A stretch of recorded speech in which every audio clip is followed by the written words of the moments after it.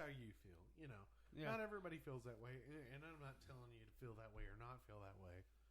You know, I mean, me personally, I could give a shit less. You know, about Mayweather and Pacquiao because to me the match would have been better 3 years ago. Now I'm whatever. You know, it would be like putting Tyson in the ring and going, "Hey, Lennox Lewis, how are you doing today? Box." But that's how that was, though. I mean, you knew that Lewis was going to kill Tyson because at that point, Tyson was a shell of himself. Yeah, I'm just talking about like calling them up now, though. Oh, well, no, now it would be ridiculous. It'd be like watching two old men lay on each other. And what happened in this fight? Oh, well, but the thing is, you still had... They were still viable. They were both still viable. That's what made this fight so disappointing. Yeah. Is that you had guys. Now, granted, we all know Pacquiao was on his last two legs. Yeah. And that's why Mayweather took the fight so late. Like, come on, people wanted this fight 5 years ago. You could have saved the sport of boxing 5 years ago. But this is the reason why the boxing. I'm really like kind of upset about this whole thing because I don't like. I think Floyd Mayweather is a terrible human being. And the fact that he gets any kind of admiration is wrong. He doesn't show remorse for his actions, which is the worst thing. And he's insulated by the media because his popularity is what their job is dependent on. The boxing media has to insulate Floyd Mayweather because if Floyd Mayweather doesn't exist, their sport goes away. So you're saying no Mayweather, no boxing? In terms of it being a profitable thing. Okay. Boxing will still exist. People will still continue to box when Floyd Mayweather goes away. Less people will care. And you know, one of the reasons why we even mentioned Floyd Mayweather, he was a WrestleMania main eventer. I was at that WrestleMania, actually. Versus The Big Show. Yeah. It was terrible. Big Show took a lot of punches to the face. Well, they worked a decent match. Mayweather played the heel and all of it. Yada, yada, yada. I would have seen it more of a David versus Goliath. David is the face. Show is the heel. Right, but Floyd Mayweather... Yeah, but Floyd Mayweather is such an unlikable person. Yeah. That... Your nickname's Money, I mean... Well, no, he nicknamed himself Money. Everybody else... I mean, my joke that I've been saying is, well, the stipulation for the rematch is that Manny Pacquiao has to wear a dress and a wig. So this time, Floyd Mayweather will actually try to hit him. Damn. And guys, with that, we're going to take a break.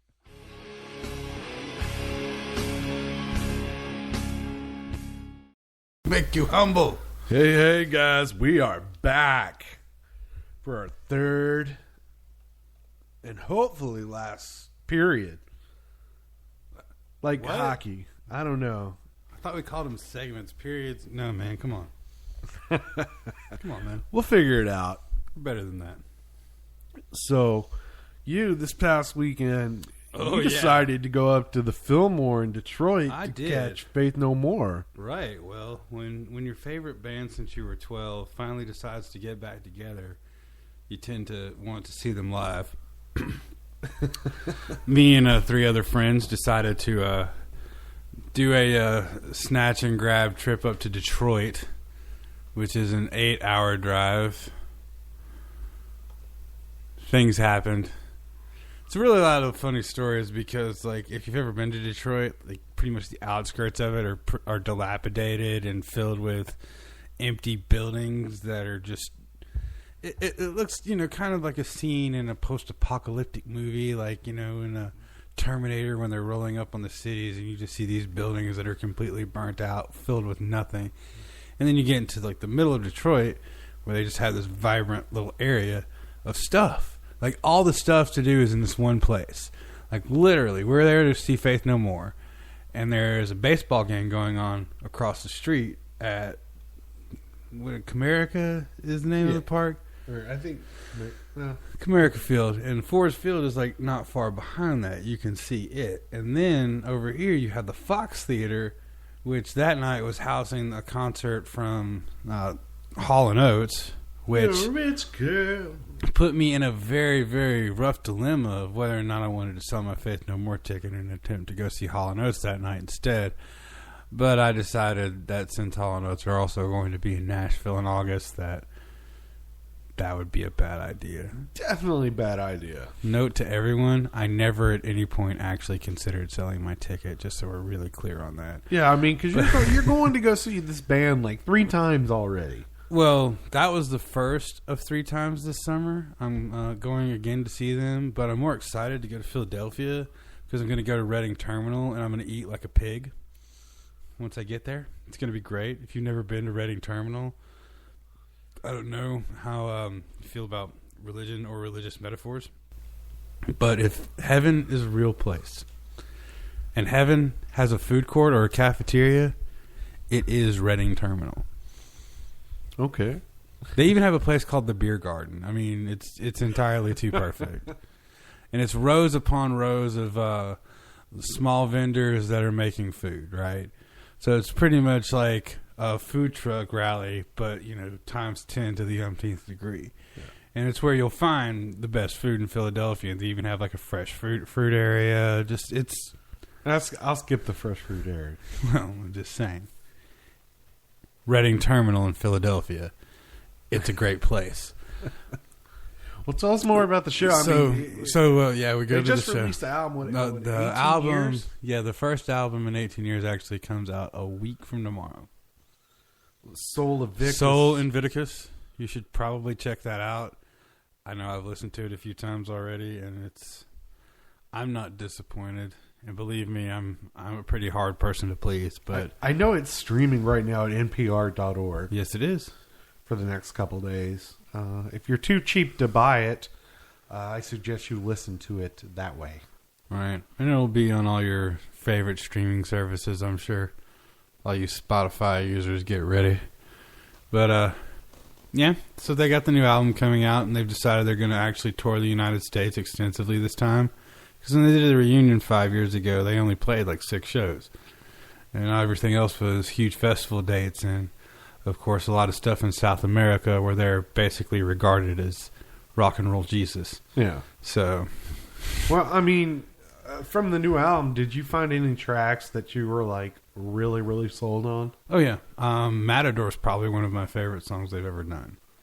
It's definitely them in their epic sense of songwriting, gone the way that you like to see it. Okay. The whole album is pretty strong because it's only 10 tracks long, so it's very lean. It doesn't have a lot of time to get boring. So you say it's about 38 minutes, probably. It's 40 minutes straight up. Okay, so that's not bad. Yeah, and it all flows together very nicely. Definitely worth checking out. But their live show is impressive. The first thing I noticed before they went on is like they'd completely whited out the stage, and they even went so far as to make their road crew wear these white kind of gown coverall things, like they were they were in surgery or something. It was this whole weird vibe that was going on where everybody had this uniform thing going, and they had whited out the whole stage. It was just all white. But that, of course, made sense later when they started lighting, using the lights and how the white absorbed the colors better. They were able to have a very colorful light show that complemented everything very nicely. Which I'm sure, if you were under any psychedelics or anything, would have been pretty fucking great, pretty amazing. Not saying you were. The set they only played 4 new songs. And the rest of it was all old material. Very heavy off of a lot of stuff off of Angel Dust. Everyone would have been really happy about that one. Got to hear him play Everything's Ruined for the first time ever, and that did the heart good. That gave you the feels, huh? Oh, I got feels numerous times during that. Anyone who knows me knows how much I love the band Faith No More, and finally getting to see them live is just a beautiful experience. Now they're known for doing really random covers. Well, yes. Well, here's the thing. When they play Midlife Crisis, they do a break after the breakdown, and the whole crowd ends up singing the chorus, like, a cappella. And then normally they'll break into a couple bars of something funny. And throughout the night, they kept joking that Hall & Oates was playing next door, and they were wondering why everybody was over there watching Faith No More when Hall & Oates were next door. They joked about how they were going to leave and go over and watch Hall & Oates. It was great. And in the middle of a Midlife Crisis, Mike Patton stops and asks the crowd, like, let me ask you guys a serious question. Why are you guys not at Hall & Oates? And he looks at the crowd like, because we like that shit. And then they broke into 5 bars of Rich Girl, which was just... Yeah, which was just enough to make you just bust out the clap. Like, anyone who knows me knows that that's like one of those perfect moments in life where it's weird when you feel like you connect with a band with a sense of humor, because literally like the day before we left, I was joking with somebody at work because I just found out that Hall & Oates was coming to town.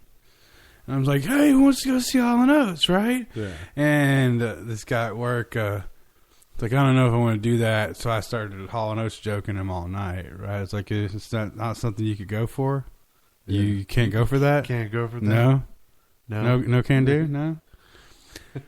Things like that all night long are the way that I was joking around with him. So for to me to go see Faith No More in Detroit and them to, constantly throw around barbs about Hall & Oates, it's like, man, this band gets me on so many levels that I can't even begin to explain. You're like, you're my bloodborne. It's like, get you. I don't know how, but we're always here. We're always here. We are on the level. And the really cool surprise at the end of the night was that they actually brought out Chuck Mosley, who was the original lead singer on their first album, Introduce Yourself, before Mike Patton joined the band. And they did a song from their first album. Granted, it didn't sound great, but it was still cool to watch, I mean, like, everybody kind of felt the same way. And even, I think he took to Twitter and apologized for what I believe they referred to as a performance that didn't make him feel that he did it justice. Yeah, but, I mean, I'll be honest, though. It's a great night. I've never, but that band was so on it. Every bit of the way, because that's music I'm familiar with. I've listened to every Faith No More album over and over again because they kind of left me with a void for the last 18 years. I just can't think of a band that I've spent that much time away from. I'm sure you could. I never spent time away from them, though. That was the thing. I was always a fan. I was always listening to Faith No More. They were always consistently in the rotation. Yeah. It's not that, Faith No More broke up 18 years ago and I quit listening to them. No.